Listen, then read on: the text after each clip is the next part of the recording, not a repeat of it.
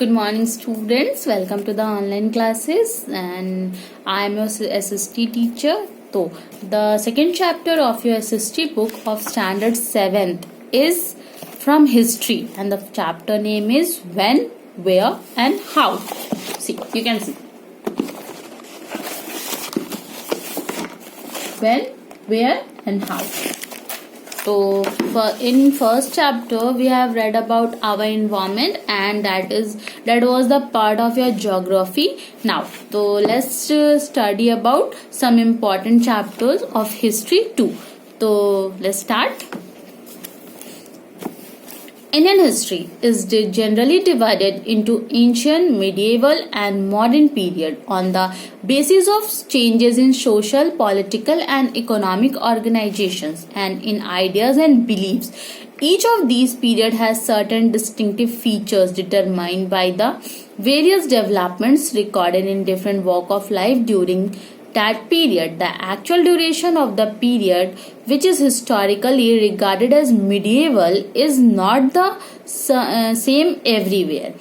While the medieval period in Europe lasted between 600 and 1400 CE, the medieval period in India extended from the 700 to 1700 CE, which is exactly 1,000 years, and it is further subdivided into early medieval period, that is 700 to 1200 CE, and the late medieval period, that is 1200 to 1700 CE respectively.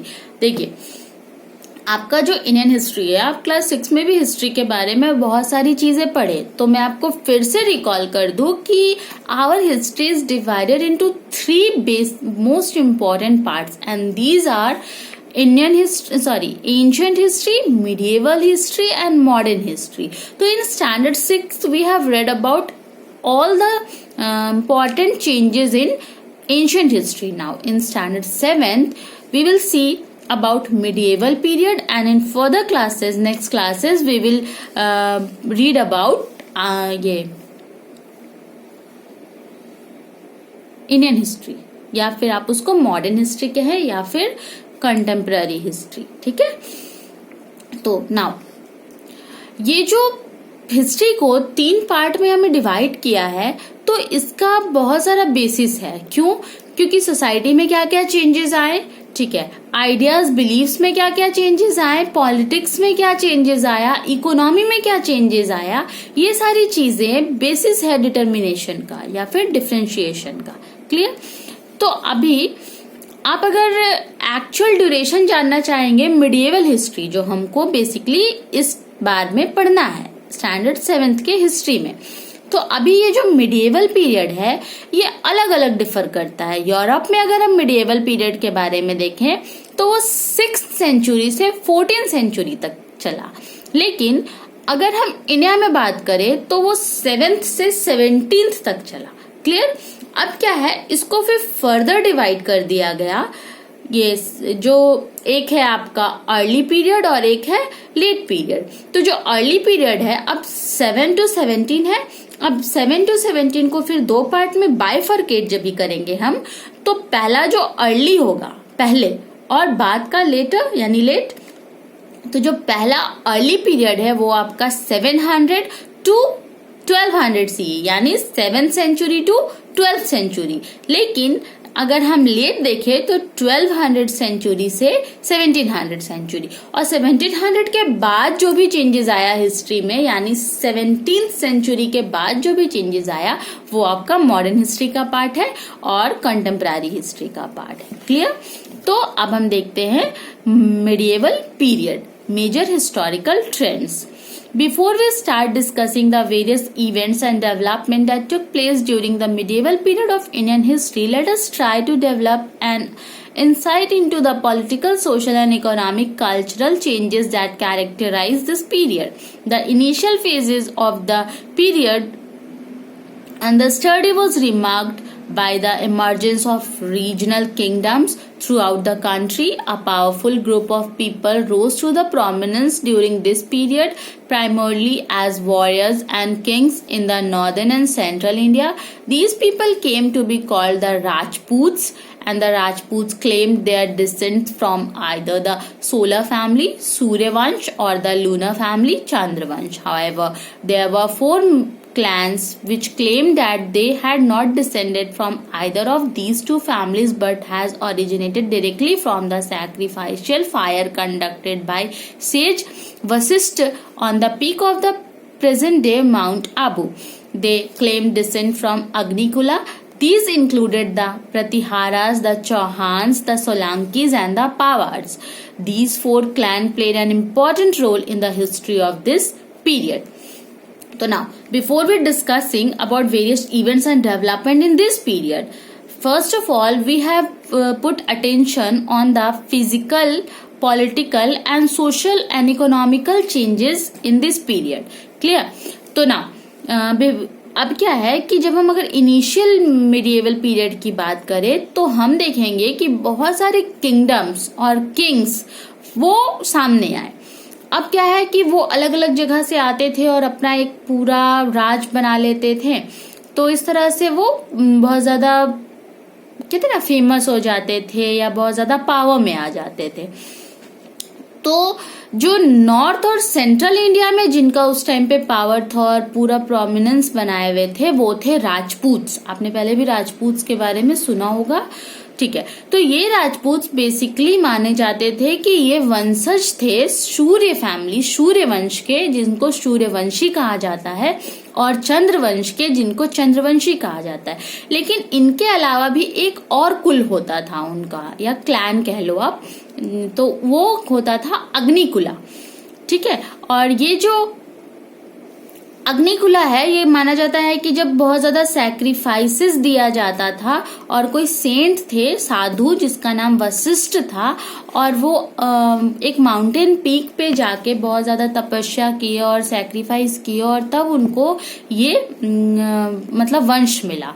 तो इनको हम अग्निकुला कहते थे. तो उस अग्निकुला में total 4 वंश थे जो जिनके बारे में हम फर्दर आगे पढ़ेंगे, जिसमें पहला था आपका प्रतिहारास, दूसरा थे आपके सोलंकीज, तीसरा थे चौहान्स और 4th थे पवार्स. तो ये चारों का एक बहुत इंपॉर्टेंट रोल हमारे हिस्ट्री के इस पीरियड यानी मिडिएवल पीरियड में है. तो पढ़े आगे. आई होप आप बोर नहीं हो रहे होगे. Establishment of the Delhi Sultanate following the arrival of the Turks from the northwest and setting up the Mughal Empire were the 2 most important political events of the period.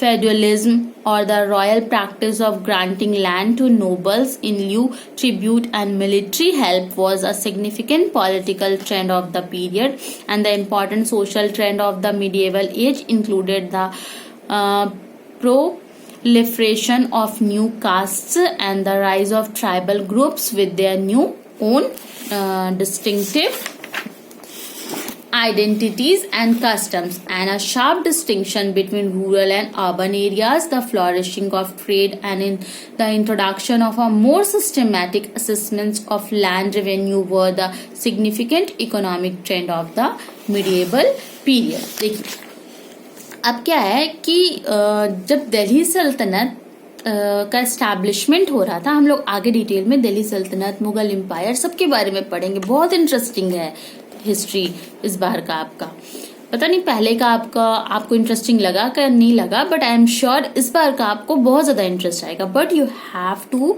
B in flow, आपको एक flow में चलना होगा. ठीक है, तो जब भी क्या हुआ कि कुछ टर्क एक कंट्री है, ठीक है, वहां से क्या हो रहा था, और वो इंडिया के नॉर्थ वेस्ट साइड है, वहां से कुछ लोग आना शुरू किए और फिर धीरे धीरे दिल्ली सल्तनत और मुगल एम्पायर का एस्टैब्लिशमेंट होने लगा. लेकिन उससे पहले कुछ पॉलिटिकल चेंजेस आया सोसाइटी में. तो वो ये था कि जो उस टाइम पे राजा या रूलर आप कह लो रूल करते थे, वो लोगों को क्या करते थे, फ्यूडलिज्म का सिस्टम था, जिसमें क्या था कि वो लैंड ग्रांट करते थे लोगों को और बदले में वो क्या कहते थे, आप हमारे मिलिट्री में शामिल हो जाएं. क्लियर। और जो दूसरा था वो था आपका न्यू कास्ट, नए नए कास्ट आना शुरू हुए थे, और जो ट्राइबल पीपल होते हैं, जो यानी जिनका एक अपना ट्राइब होता है, वो लोगों से बहुत दूर दूर रहते हैं, उनका अपना एक अस्तित्व बनने लगा था। लेकिन उनका जो आइडेंटिटीज और कस्टम्स था, उनका जो चाल चलन था, रस्में रिवाज थे, वो सोसाइटी से बिल्कुल डिफरेंट रखा गया था। और एक रूरल और अर्बन एरिया में भी डिफरेंस उस टाइम पे भी था। इस तरह से व्यापार बढ़ने लगा और सब चीज एक सिस्टमेटिक वे में चलता था। In the spiritual sphere, this period marked the emergence of new forms of Hinduism and Islam, which were more assimilative in nature. Religious reforms in form of Bhakti and Sufi movements triggered some of the major development of the period. In the sharp of architecture, distinctive styles and technologies arose, and thereby adding to the grandeur and magnificence of medieval India. In all, widespread cultural diversity was the hallmark of this period, which went on to enrich India's culture and history. अब देखिए, अगर ये तो बात हुई political sphere की, अब हम बात करते हैं स्पिरिचुअल स्फेयर की। मतलब धर्म कर्म से रिलेटेड अगर हम बातें करें तो नए नए धर्मों का, वैसे तो हिंदुइज्म दुनिया का सबसे पुराना धर्म है। इसके अलावा क्या हुआ कि हिंदुइज्म, इस्लाम सब एक साथ एसिमिलेट होने लगे, और रिलीजियस रिफॉर्म्स, जो बहुत बड़े बड़े रिलीजियस रिफॉर्म्स होते थे, भक्ति मूवमेंट, सूफी मूवमेंट के जो रिफॉर्मर्स होते थे, वो क्या किए, इस मिडिएवल पीरियड में बहुत सारे मेजर डेवलपमेंट्स किए, और हम इन सब के बारे में आगे चैप्टर्स में जरूर पढ़ेंगे।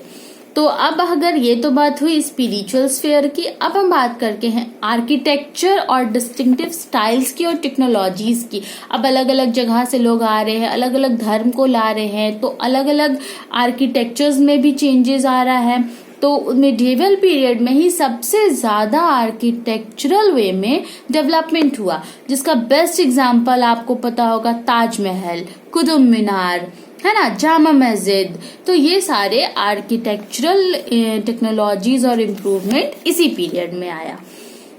अब हम अगर कल्चरल डाइवर्सिटी को नहीं भूल सकते हैं ना, तो हम अपने कल्चर को अगर भूल जाए तो फिर तो कोई फायदा ही नहीं है आगे पढ़ने का। तो ये भी कल्चरल डाइवर्सिटी भी एक बहुत इम्पोर्टेंट हॉलमार्क दिया इस पीरियड में, और इंडियाज कल्चर को और हिस्ट्री को ये और ज्यादा इनरिच किया, और ज्यादा वो ब्यूटीफुल बनाया। तो अब यहाँ तक हम देखें कि क्या क्या चेंजेस आया। नेक्स्ट जो आपका टॉपिक है वो है की चेंजेस ओवर 1000 ईयर्स। अब पूरे हजारों हजार साल, है ना, आप एंशिएंट से मिडिएवल में आ रहे हैं या आप आए, तो उसमें बहुत सारे सालों का डिफरेंस है, ईयर्स का डिफरेंस है। तो अब इन हजारों सालों में क्या क्या चेंजेस आया उसके बारे में हम आपको नेक्स्ट वीडियो में बताएंगे। क्लियर? तो अभी मैं इस चैप्टर, जहां तक हमने इस टॉपिक पढ़ा उससे रिलेटेड मैं आपको कुछ पीडीएफ्स भिजवाऊंगी, वो आपको अपलोड हो जाएगा और आप उसको भी साथ में देखते हुए चलेंगे। तो आई होप फुली आपको चैप्टर बहुत अच्छे से समझ में आए। और जो सबसे इम्पोर्टेंट है इस चैप्टर का, जो स्टार्टिंग है कि किस तरह से हिस्ट्री को डिफरेंट पार्ट में डिवाइड किया गया, उसको भी मैं पीडीएफ में आपके थ्रू पहुंचा दूंगी। ठीक है students, now bye bye and take care.